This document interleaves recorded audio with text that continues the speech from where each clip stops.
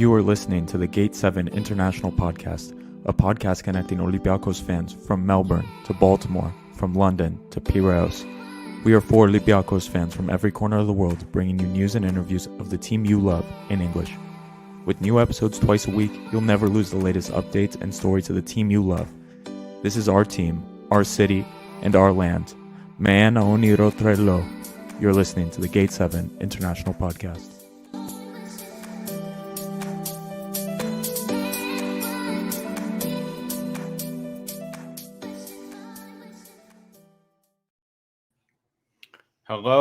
Hello, and welcome to the Gate 7 International Podcast, your official English source for all things Olympiacos FC and Greek football. My name is Peter Thompson. I'm here with Costas Levoyanis, my co-host. We've got a big game tomorrow, folks. Olympiacos versus Ludogorets. Leg 2. We're coming into it tied, so it's basically just like a one-leg cup tie, and we need to get the result. It's just that simple. We talked a little bit, Adi and I, about the game yesterday from an Olympiacos perspective. What do we need to change? What do we need to do? What did we do wrong in the first leg? And today we're going to talk about the Ludogorets side. And we've got none other than our resident Bulgarian football expert, the person we go to when we need information about the country of Bulgarian football. And that is none other than Metodi Shumanov, making his return appearance to the podcast. We liked him so much after the first leg that we decided to have him back on again. Metodi, thanks so much for joining us, my friend. How are you doing? I'm very well. Kalispera, gentlemen. How are you? We're doing all right. It's a bit nervous, to be honest, going into this game, but it should be a very interesting tie. I suppose, we talked a bit to you about your background last time, but we'll probably skip a lot of that and get right into the tactics. People, if you want to watch that, feel free to tune into our, I think it's episode 102, maybe 101, where we talk to Metodi about, some of that stuff. But let's just get straight into the game. So first of all, I maybe should ask Metodi, what were your thoughts on the first leg? Were you surprised by the result? Do you think it was a fair result in terms of how the teams played? And, did anything else jump out to you from the game? If you remember, ahead of the first clash, I warned you about some of the players, about Kirill Despodov and him executing some very good free kicks. And that's what happened in Piraeus. And I have to admit that I was really impressed with that Ludogorets performance. I think that this was one of the best European nights for Ludogorets in recent years. Maybe since 2017, when they made the Championsleague group stages for the second time in their history. I think that was one of the highlights of their European performance. And their coach, Valdas Dombrovskis, just had his pre-match press conference today, and he said that Ludogorets have to press Olympiacos even more, to be even more aggressive, and he was a bit sorry and a bit disappointed that they couldn't score second goal, and Despodov had that fantastic chance right at the end of the game to decide it in the Bulgarian champions' favor. Yeah. You mentioned the press conference. Did the coach say anything else insightful or interesting this morning? Because obviously we didn't catch that. Well, he said and he underlined that the chances remain 50-50. And he was also asked about his colleagues Pedro Martin's comments that Olympiacos would play a more attacking football in Bulgaria compared to the first leg on Greek soil. And Dombrovskis said that he wouldn't fall into this trap because he doesn't believe entirely that Olympiacos will be so much more attacking. Maybe he thinks that this is some kind of a mind game. And he said that everyone can say anything pre-match, but we'll see what will happen actually tomorrow on the pitch. I have to ask you both, as Olympiacos supporters and experts, were you surprised by the way the first leg went? Because I think Ludogorets caught Olympiacos by surprise. I would say so a little bit for sure. I think we certainly didn't play up to our top potential, and that was clear over the course of the game. The first 30 minutes were a bit nicer, but then we really struggled to break through for most of the game. But I think at the end of the day, maybe a bit surprised, but also I think we got the result we deserved from that game, I would say as well. I don't know what you think, Costa. I was not surprised, and I said it in the post-match when we all got together that essentially it's the first time the team played together. It's essentially the first time we had a fit squad. Bouchalakis was out. He's an important player. He may return tomorrow. We expect tomorrow we'll have the Holy Trinity, Bouchalakis, Camara and Mvila playing in midfield. Those are the go-to three midfielders that Martins likes to use. He has deployed 4-3-3 very, very often in European games, so I think we'll see a return to that. I think we were quite surprised to see a 3-4-3, even though because we've had a COVID outbreak in the team, we've had some big injuries. I think I think Martins liked the idea of having some more security at the back. We have a lot of options in defence. Cisse had a good game against Neftchi. Bar looks to be returning to fitness. Semedo is a starter, so I think he went for safety in the first game. But unfortunately, our wing backs didn't perform to the best of their ability. If you play a 3-4-3, you need your wing backs to perform. And there is a statistic that we analysed from the last game, and that is that we had 29 crosses during that game and only 8 connected with an Olympiacos player. So that's around less than 30% effectiveness and efficiency in terms of our crossing. And we saw that time after time after time during the game, that we were throwing crosses into the box and the Ludogorets players were having almost no problems clearing the ball. Only in the end, in the 87th minute, they cleared the ball. It dropped to Agibu Camara. He made a nice little feint and a hard shot into the bottom corner, and he got the equaliser. So I think we'll see a very different team tomorrow. They've had some more time to train, but they have had some difficulties training because of the fires going on here. The club literally couldn't train outside the last 2 days because it would have harmed them. So expect a different side tomorrow.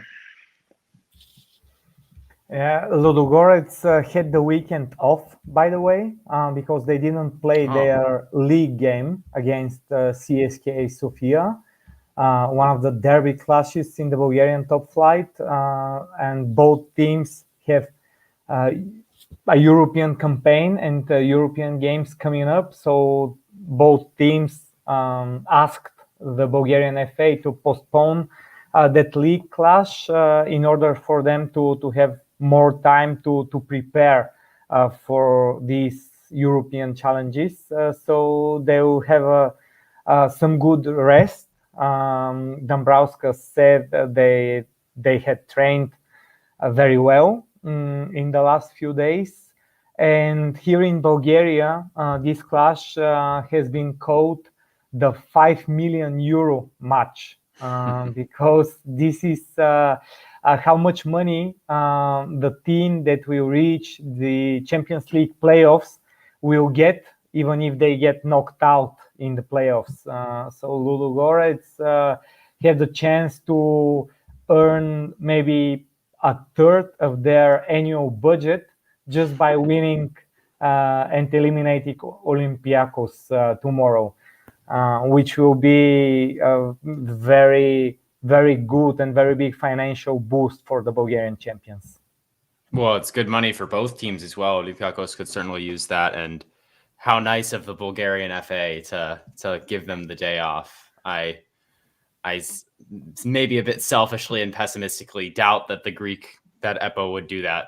That's all I'm going to say, but maybe we shouldn't get into that, Metodi. One question I'm interested in, what do you think the crowd is going to be like in Razgrad tomorrow? Do you think it's going to be very energetic? Or I know we talked on the last episode about how it's a very small town and not a massive stadium. So what type of effects do you think that the stadium and the crowd will have on the game, if any at all? I wouldn't say that Ludogorets will rely very much on a huge home advantage because if your listeners go back and listen to our previous episode, they will understand that Razgrad, the town Ludogorets are coming from, it's a very small town, and the club stadium has a capacity of around 10,000 seats, which means that as per the COVID-19 regulations, the 50% capacity is allowed for the European clashes, and that means that around 5,000 people will be in the stands. As you can imagine, this is not a huge amount of people. Of course, they can make the difference, but Ludogorets fans, they have nothing to do with Levski or CSKA Sofia Ultras, so we won't be watching that kind of a fiery atmosphere we are used to when the Sofia powerhouses play. So this won't be a game that will be decided by the home crowd, I would say. And I guess we have a question from Zaferup05, and I suppose we can start to talk about maybe a bit tactically. Like, I'm interested in if Ludogorets will make any adjustments at all. I know you mentioned like maybe they're not sort of buying that Olympiacos are going to play more attacking, even though I personally think that we probably should play more attacking. But Zaferup05 asked, does Ludogorets have any players coming back from injury or any players that played last week that are going to miss tomorrow's tie? Well, as I've already mentioned, they didn't have a league game over the weekend, Right. so they don't have any injured players, let's say. I think they will count on the same matchday squad as they did last week. Back then, if you remember, we mentioned that Romanian striker Claudiu Cheșuru, a very experienced striker, but he wasn't registered for that round, and he won't play tomorrow. So once again, they will have basically the same players they had at their disposal last week, and I believe that their approach to this game won't be that different. I would be surprised if it were, because I think that Ludogorets will wait for their chances, and maybe they will get some, but I don't expect them to push Olympiacos and to. I think Ludogorets will be cautious and wait for their chances to come up. Metodi, what was the sentiment following the last game? I mean, not just in the Ludogorets camp itself, but in the press, like in general in Bulgaria. Was it, I mean, going into this game, would you say that there is a sense of optimism that like this is a massive opportunity for Ludogorets? And maybe do you think that they're a little bit unaware of the problems that Olympiacos has had in the last 2 to 3 weeks, and that they may be falling into a false sense of security going into the game? Because I think that kind of happened a little bit with Neftchi, even though the level of the opponent was nowhere near as good as the team that we're playing now. But I think Pedro Martins has had a way of getting past the first leg, as we saw in the previous round, and then in the second leg he makes good adjustments. He's made a better analysis of the opponent, and generally we've played better in the second leg. So do you think that there is a sense of optimism and maybe a false sense of security in the squad, or what do you think? I don't think that people at Ludogorets are overconfident ahead of this second leg. But if you ask me about the media reaction, for example, after that first clash in Greece, well, some of the headlines were Ludogorets are back, meaning that over the past few seasons, they were a bit disappointing in Europe. Even if they managed to reach the Europa League group stages last season, they were thrashed by Spurs and they didn't perform very well back then. So there was this sense of underperforming in Europe in recent seasons. And I have to say that everyone, including me, the fans, the media outlets, maybe the players even of Ludogorets were impressed with that performance in Greece. And I think that based on this performance, there is a sense of cautious optimism, let's put it this way. But I think people here realize and have the idea that Olympiacos is a very, very strong rival. And if Ludogorets go past Olympiacos, they will face either Malmö or Rangers. And I think some people even consider Olympiacos to be the bigger and tougher nut to crack in that sense ahead of the playoffs. But I don't think that anyone here is getting carried away by that first leg performance. People are optimistic, but they wait to see what will happen tomorrow. Nobody expects an easy game. Yeah, we Metodi, certainly don't expect an easy game either. We certainly don't expect an easy game. But here it will be a riot if we don't qualify. It will be very, very bad. We still have Europa League to play for, but okay, I'm not gonna go down that route, but it will be not good at all if we go out tomorrow. Yeah, because when the draw for that third round was made, the people at Ludogorets, they said that maybe this was the toughest opponent, and they consider themselves unlucky to get paired with Olympiacos. And now if they manage to get past the Greek champions, it will be a huge boost of confidence, and they will go into that playoff with a certain amount of confidence. Absolutely, and so they should. I have to tell you that when I saw the draw, I didn't like it at all. It certainly, I mean, Ludogorets, I remember playing Ludogorets in a friendly a couple of years ago, and I think we drew 1-1. So I never thought this would be an easy draw at all, especially with the problems that the teams had in the preseason.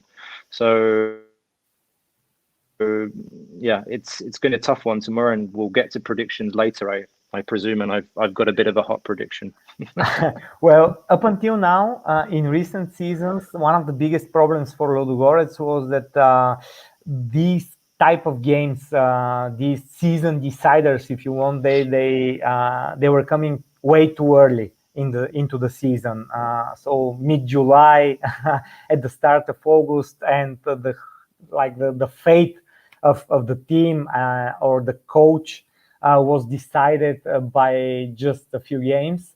And now there is this sense that the team is much more prepared for those challenges, because in recent years, Ludogorets were knocked out of the Champions League qualifiers very early in some of those seasons. And now the sense and the feeling is completely different. They started the league season very well. They thrashed CSKA in the Super Cup clash, which gave them a lot of optimism. And now they want to build upon that. And I mean, it's funny what you say about it's very early to have these season deciding games, because I feel the same way about Olympiacos. If we don't make it to the Champions League group stage, as Costas said, like there's going to be a riot in Greece. But sort of an unrelated question that I have, Metodi, I know you're a bit familiar with our team and a bit familiar with Greece, but in watching the first leg, were there any players from our side that really jumped out at you as being especially dangerous, or, you know, any names that really jumped out at you in general? Well, I have to say that I was paying closer attention to the Ludogorets players, and I was very impressed with the entire team of Ludogorets. As Costa mentioned, Ludogorets committed maybe that single mistake at the back, and Olympiacos took advantage of it. But overall, it was a very solid performance, and the game plan went really well for Ludogorets, and they tried to hit the opponent on the break. And this chance Despotov missed in injury time.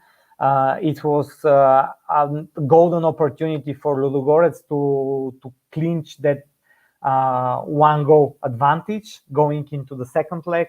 And I think Dambrauskas said it today that they're sorry for not scoring and for not making the most of those chances, because they know that the European experience is on Olympiacos side, and it will be a very, very tough game tomorrow.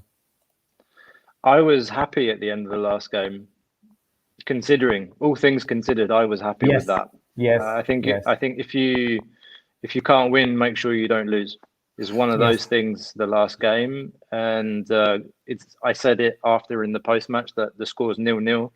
We go to Bulgaria. We traditionally play better away from home, rather bizarrely. The club has a history, obviously, and a reputation of the home crowd, the fans, the atmosphere in Karaiskaki. Yeah, I think we had about 18,000 people, because I was at the game. Okay. But it's nowhere near as intimidating as when it's full of 33,000, warm-blooded Olympiacos fans. But the Ludogorets players got a very small taste of that. Shall we go to predictions, Peter? Try and think of a lineup for tomorrow. I think one of the things that people might be surprised with is that Costas Tzolakis, or Konstantinos Tzolakis, is touted to start in goal again. So that 18-year-old talented keeper from Crete, from Chania. I'm in Chania right now. So he's expected to start in goal tomorrow, despite the fact that we've brought in a match-ready keeper in Tomasz Vaclik from the Euros. He's expected to start tomorrow. I think he did pretty well in the last game, but I think this is a big statement from the coach. And if he's going to start him in a game like this, then I don't see why he wouldn't be number one for the season. And for the record, Metodi, I listened with a lot of interest to your last preview, and when Despotov scored the goal, I thought, oh god damn it. The guy said it on the podcast, be careful. Why didn't Martins listen to it? No, but the thing he has to subscribe to your channel and it will be all good. The thing is, I don't know if you saw, there was a post on our Twitter as well, actually, that if Hassan, who was in the wall, didn't jump, it was a very low shot, well placed, but if it was a clever execution, but still, yeah. I think if the wall jumps there, it's not going past. But I think, you're right. There is some smarts from the player in executing it the way he did, and we've got to look out for that as well. We can't give away silly free kicks outside the box for Despotov, because he's got good feet. For the rest, Peter, I think Lala. If we play four at the back, I don't want to see Androutsos. I don't want to see Androutsos in a back four. I think defensively, we look exposed to players like, is it Ted Piquet, the left winger? He looked dangerous every time. Really dangerous. He looked dangerous when they broke down the left-hand side. And I wonder, a big question mark for me is where Valbuena plays, whether he plays on the wing, whether he plays in the hole, whether he starts or whether he comes off the bench. I think he'll start, but I think the wing is very exposed if we don't play three in the middle with Valbuena on the wing. And that we looked very, very prone to the counter in the first half in the last game. So I think it will be 4-3-3. Tomorrow, as I said, Holy Trinity, Kamara, Bouchalakis, and Villa, Masouras on one wing, probably Valbuena, and hopefully, I really hope El Arabi starts tomorrow, because I don't know where we're going to get a goal from. Yeah, and I've sort of been going back and forth between 4-3-3 and 4-2-3-1, and I think maybe we can change to the 4-2-3-1 later in the game if we still need that goal, but I think just based on personnel, it's probably best if we go with the 4-3-3, as we have confirmed now that Bouchalakis is in the squad. Will he start? Hopefully. I mean, it's obviously his first game back, but it would be really nice, as you say, Costa, to have that midfield that we've played so many games with. The back line, as you said, Lala, I think does much better in a back four, so that's probably good. Oleg is in the squad for tomorrow, but I don't know exactly how he's going to be utilized or if he's going to be fully available. Apostolopoulos is also there, so he may be the one that starts. And I think 4-3-3 is maybe the best. I said this on the podcast yesterday with Adi, and I wonder if maybe it's best to have Valbuena come off the bench, maybe even to come on at halftime, just because he can't really give us a full 90 minutes at his age. And, I think we'd rather have him at the end of the game than the beginning personally. But, obviously we don't have a whole lot of other options to start. Maybe Vrusai can start at the wing, maybe even Androutsos if we're really thinking big, but probably not going to do that. Maybe Henry Onyekuru comes off the bench at the end of the game as well. That might be something to keep our eyes out for. He's also included in squad. Lambro here coming in live comments 4-3-3 needed with El Arabi and Villa and Socrates starting, and he has predicted a 2-1 win. We have Fetanos saying, I would rather have Valbuena as a starter and bring on a pace merchant, which he probably means Onyekuru in the second half. So it's interesting. We have Jan saying Baby Kamara. Maybe if we do a 4-2-3-1, maybe Baby Kamara can come in and play in that central role again. He certainly showed it and impressed in the last game. So, we in a way have a lot of things that we could do, but I think especially now that we know Bouchalakis is ready to play, I think that 4-3-3 is a pretty safe option, and we can maybe, go in there and still get our goal. There has been some talk about a potential surprise and seeing Agibu Kamara start tomorrow. I said it yesterday that would be a possibility. Have Kamara start and Valbuena come on maybe at halftime for a spark. Because the thing about Valbuena starting is it basically guarantees he's not going to be playing, or at least not playing well, for the last 30 minutes. Especially every game we play him, his fitness is going down and his stamina is going down. Yeah. But I worry about that as well. The wear and tear. I think we're already, only 4 games into the season. More than we are. Yeah. Only 4 games into the season, and I think we've already put enough stress on his body. Yeah, he better not play a single game in Greece at this rate, because he's already putting a lot of minutes, and it's only August. But Costa, what's your prediction for the game, for the scoreline? If we don't score in the first half, this one's going to extra time. If we don't score in the first half, it's going to extra time. If we score in the first half, we're going to clean up. I think we'll take it if we score in the first half. If we don't, it's going to be painful. It's going to be a very, very, very painful game tomorrow. And I can see this one going to extra time. And I'm hoping that Onyekuru makes a cameo and gets us out of jail.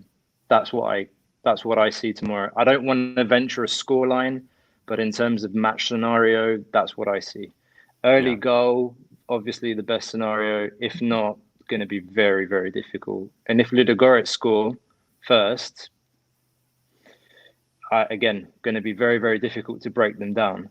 Martins is going to have to come up with some more rabbits out of the hat and more tactical magic, because Ludogorets look very solid at the back. They defend very well as a unit. So it's going to be a tough game, guys. I'm not predicting a whitewash. Even if we score early, it's going to be a very tough game. Yep. I'll venture a scoreline. I'll say 1-1 for the hell of it. I'm going to say we're going to go into penalties, and I'm not going to speak about who's going to win the penalty shootout because I can't stomach the thought of that. But my English side can't take another penalty shootout.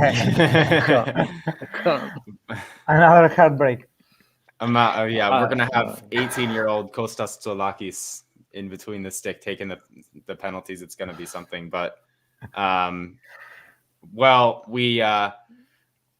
think El Arabi starts, maybe gets a goal, but maybe Ludogorets come back and get one to equalize at some point. And then, that's my prediction. Feel free to drop your predictions in the chat, everybody. We did see a couple.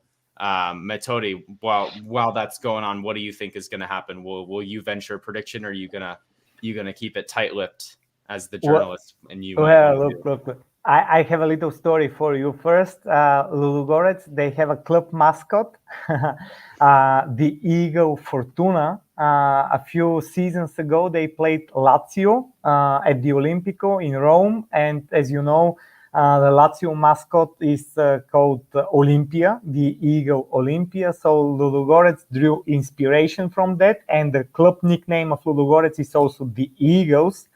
So they got themselves an eagle, and it's called Fortuna, and she is named after the Roman goddess of luck, Fortuna. And she will fly over the club stadium tomorrow ahead of the game as a pre-match ritual. So I think Fortuna can bring to Ludogorets some good luck, and I am going to say 2-1 Ludogorets. All right. We got a lot of 0-2 Olympiacos coming in, obviously from Olympiacos fans here in the comments, but fair enough. Quite a few. Lambro says Greek media saying Ludogorets won't play one of their best players tomorrow. I wonder if that's referring to the Romanian striker, but I don't know what exactly they've said. But if it is referring to the Romanian, that would be Despodov or the Nigerian, whose name I can't pronounce. I'm sorry. Tekpete, Ghanaian. Well, I'm not sure if this is true. Maybe it's last minute update, but until 30 minutes ago, there wasn't any info on that. Well, we wouldn't mind Despodov being out. Obviously, hope it's nothing serious, but he can go on a bit of a holiday if he wants before the game. I've heard Hanya is quite nice this time of year. I'll go and pick him up at the airport. Costa, get something arranged. Take him out for a beer or something like that. I think I think he'll be available to play. Well, it's going to be an interesting one. We're going to be biting our nails all 90 minutes plus potentially more, Metodi. So, I want to say enjoy the game. Thank you so much for coming on again. If you've got any last thoughts or any other things that you'd like to bring up as far as tactics or anything else interesting the coaches said, like any final thoughts about the game, any words for Olympiacos fans? Well, let the best side win. I don't know what to say anything else, but I think we'll enjoy another good game. I think so too. So there you have it, folks. Pre-game coverage. We did one yesterday and we have another one today. So, a whole lot of content coming out. If you want to keep listening to this stuff, make sure to subscribe to us on YouTube. Give us a follow on our social media, Gate7INTL. And,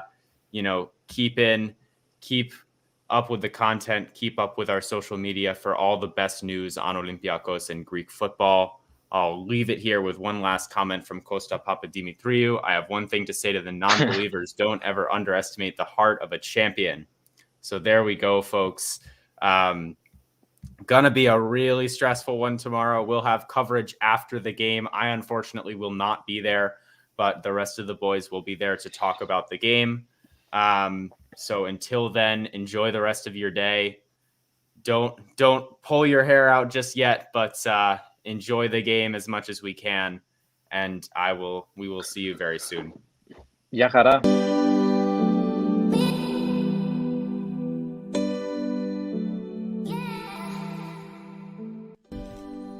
You just listened to an episode of the Gate 7 International Podcast, a podcast connecting Olympiacos fans from Brussels to Tokyo, from Toronto to Geneva. We are 4 Olympiacos fans from every corner of the world, bringing you news and interviews of the team you love in English. With new episodes twice a week, you will never miss out on the latest updates and stories of the team you love. If you liked what you heard, make sure to follow us on social media at Gate7INTL, give us a subscribe on YouTube, or even leave a review on all our podcast channels. Until next time, this is our team, our city and our story. Θρύλος είσαι. Στο μυαλό κάτι μαγικό.